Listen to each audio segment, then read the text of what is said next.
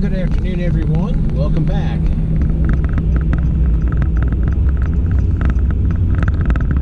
It is Friday, and I just got on the highway, and there's road work. And that's the last thing I wanted to have to encounter at such a time.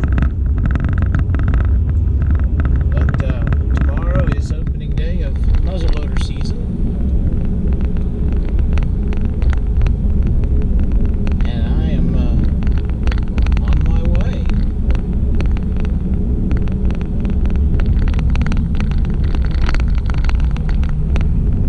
I wonder which lane they've got closed.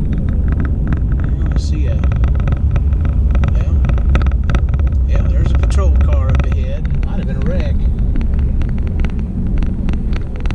Like I'm in the proper lane, I think.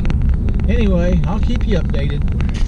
Well, that didn't take long. There was two highway patrolmen, and they had one guy pulled over, and everybody was wanting a rubberneck. Gotta love it. Nosy people. Anyhow, I got 50 degrees on the thermometer on the dashboard. Been waiting on that cold snap to hit. It's just too hot, and the deer have been nocturnal. I'm hoping that this cold snap turns it around for us, and we can get one or two, possibly three. My nephew will be out there tomorrow afternoon. Excuse me. It's time to get around this side of the highway anyway. Anyhow, I'm gonna pay attention to what I'm doing now and keep you guys in the loop as I get a little closer to deer camp.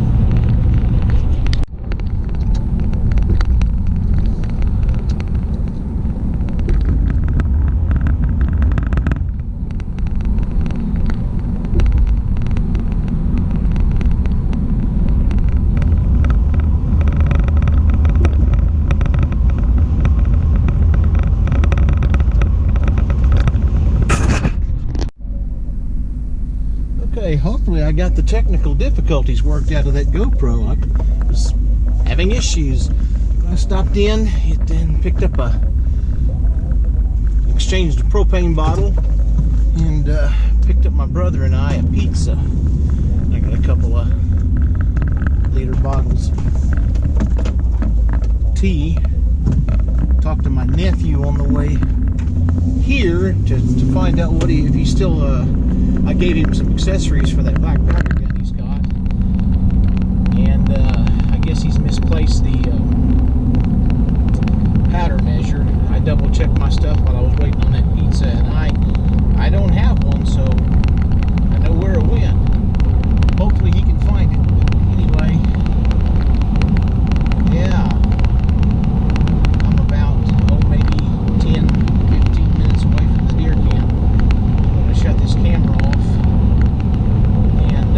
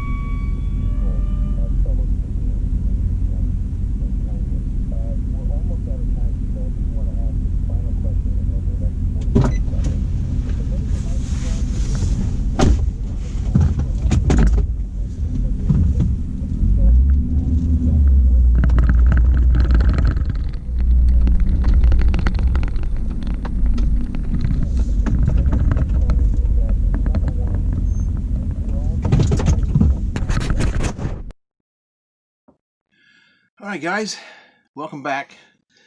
I made it to deer camp and I had a chance to visit my ground blind. I took my my heater out there, and that sawhorse I'm going to see about using as a rest.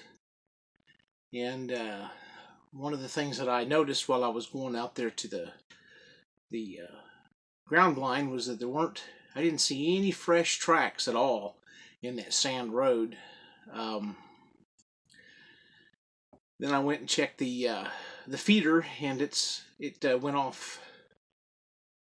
Well, it's not due to go off until about 4:30, and there's still a lot of corn on the ground. So something's going on, and we are not. There's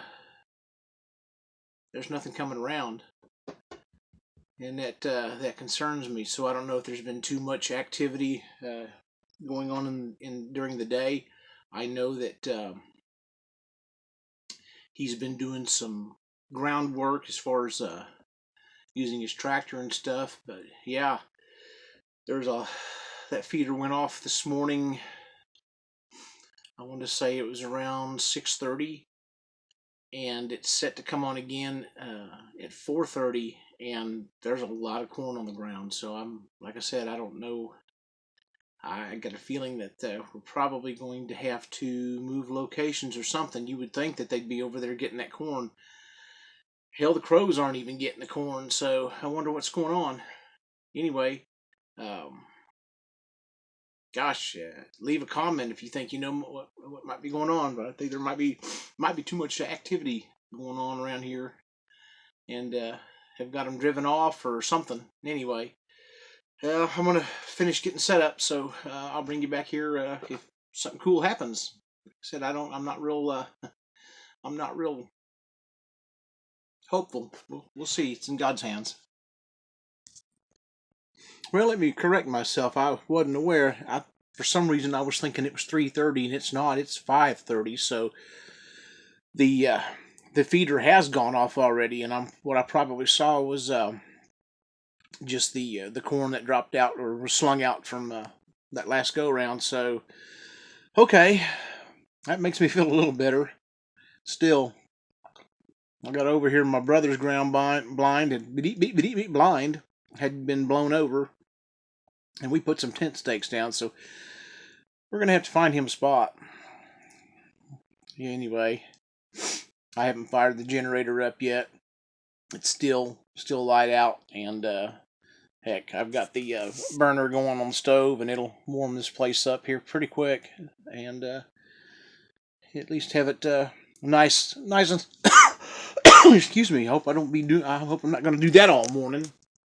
But anyway, I just have it nice when he gets in here. He drives the truck, and he's diabetic and thin, and so he gets cold, and he's having to deal with trailers and stuff before he can get off work. But anyway. Yeah, I can ramble on. I'm just looking forward to in the morning, and like I said, I hope the Lord blesses this hunt, because I know we can use the meat, and then I can share it with some other relatives and stuff, and that's the game plan. Anyway, yeah. See you in a bit.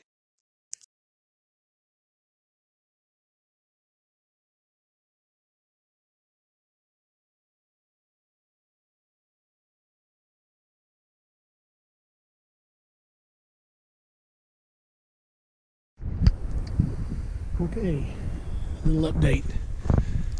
I got one. He was a little spiker, but I got him. So he's at the processor. We're back out, and gonna try for a doe and then switch back to archery.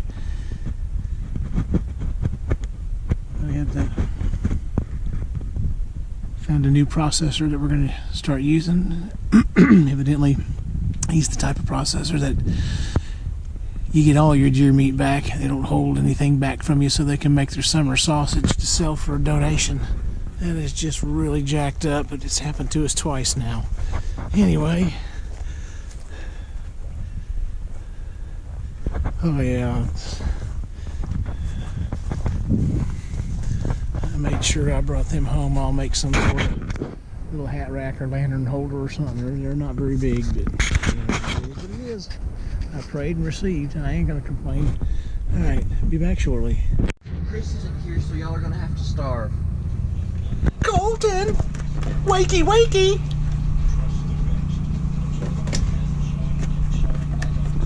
There's Colton! The YouTuber.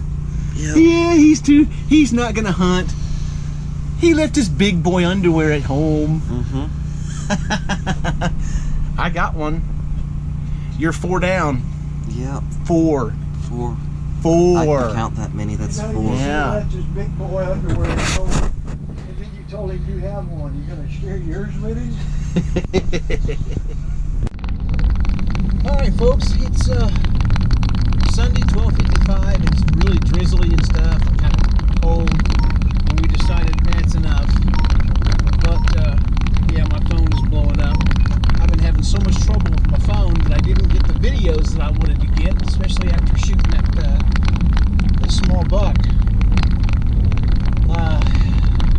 You know, it just confirms my theory that they send you a lot of unnecessary apps as your phone gets older, and it starts holding down the battery, so at about half battery capacity the phone shuts off. So there goes my ability to video and stuff like that. So I guess I'm going to be forced into buying another phone,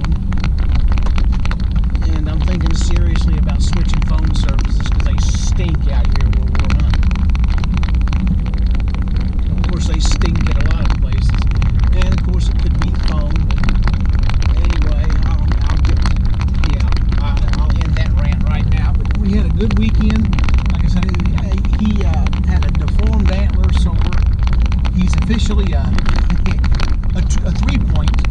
3-point buck. And I think what I'm going to do is when I get him back from the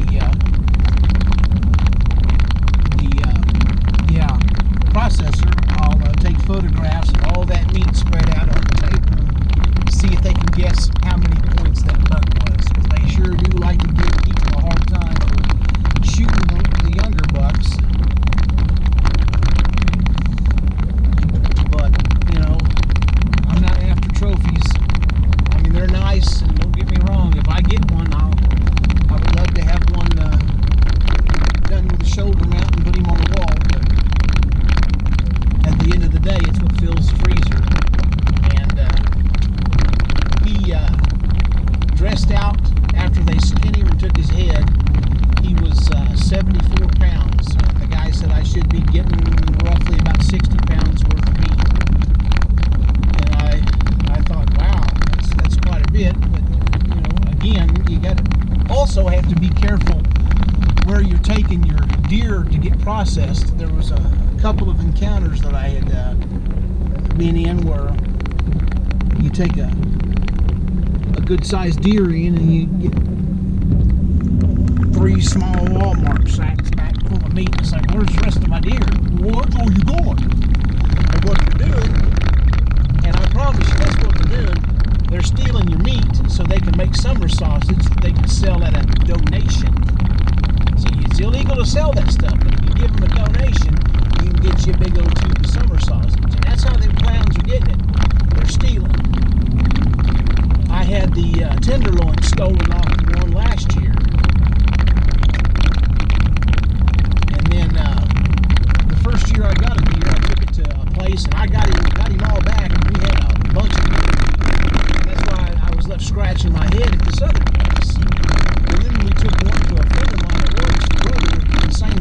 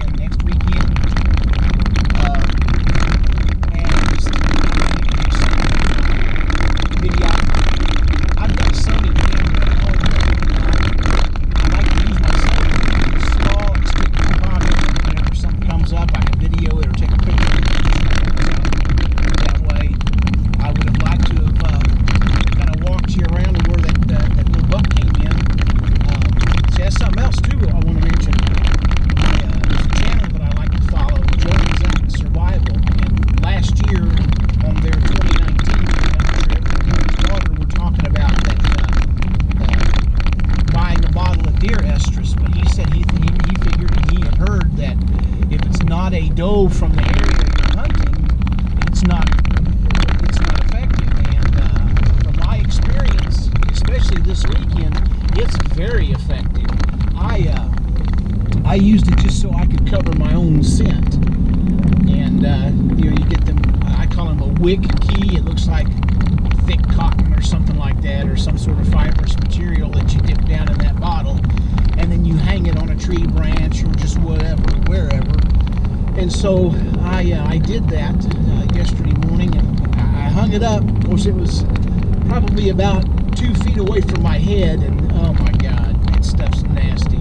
But that little buck come in on that scent, and of course he was moving kind of quickly, and I was trying to think of a way to slow him down so I could get him on a broadside. And so I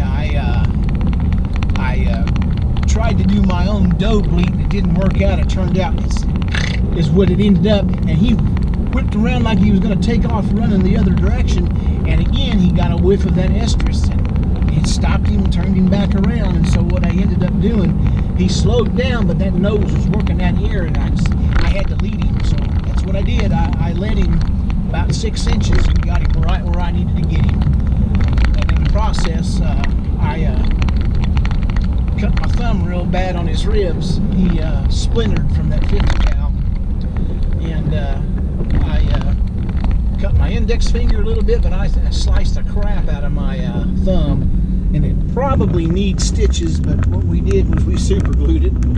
Then this morning I had to run in and get some oil for the generator, because we forgot the oil, and it made us pay the price because it shut down. It's got that sensor on it, and that's a good thing, you know, but golly, it's a little thing. It's the little foxes that spoil the vines, so you gotta remember these things. So I've got 3 quarts of oil stashed at the camper so that we don't run out again. But yeah, I got a good broadside shot. Like I said, I had to lead him as if I were rabbit hunting. I got him, and he did a big circle, like he was going to run back from the direction that he came, and he crashed into the brush line across from where I was sitting. Stumbled back up and started to take off and dropped. So did the dirty work right there and fed the local coyote. That'll be the next thing that we do when the seasons are over, is go back out there and try to thin that coyote herd. There's a bunch of them. And then this morning we heard a shot that was really close, so evidently we've got a trespasser that's hunting on the land, because there's nobody else that has permission to hunt that lease but us. So we'll let the landowner know, and he'll get out, he'll catch the guy. He's already had one guy put a deer stand out there and then have the audacity to leave him a nasty note about taking his stand down. And I think Larry returned him the note and said, "This is my land, and it would be to your benefit to stay off of it." So anyway, but I'm rambling on. I'm going to go ahead and bring this weekend's video to a close. Like I said, I apologize. I've got to do some more investing as far as the cameras go. Even my GoPro acted up yesterday morning when I was trying to get to the convenience store to get the oil and got some coffee, and then reopened my thumb because it got caught on the bag and super glue. Just left a ridge line, I guess is what you want to call it. So when I got back to the camper, we did it the right way, and I got into my first aid kit before I had some antibiotic ointment and stuff, and so we did it the right way. And I got it. It's not bleeding anymore, and I think it's finally sealed off. So, but anyway, be careful when you're cleaning them. I didn't realize that 50 cal did so much damage, but it was a clean shot. It went straight through. It got the heart and the lung. Heart and lungs, right straight across. And it was the edge of the shoulder on the inside. Of course, I also learned something else at the processor. He was telling us that it was not necessary to cut the scent glands out of your bucks. He said when you do that, you increase the chances of what little fluid might be left in those glands or in the tubing to get into the meat and leach it. He said just leave it alone. It ain't going to hurt nothing. So that's the second time I've heard that from a processor. So we'll see.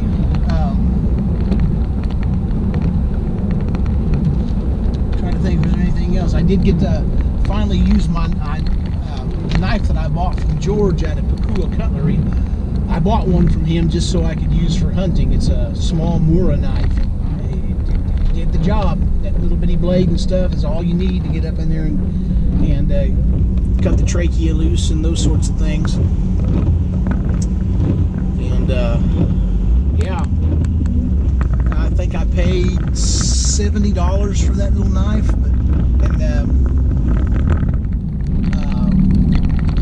There'll be a picture probably a lot earlier than this video segment that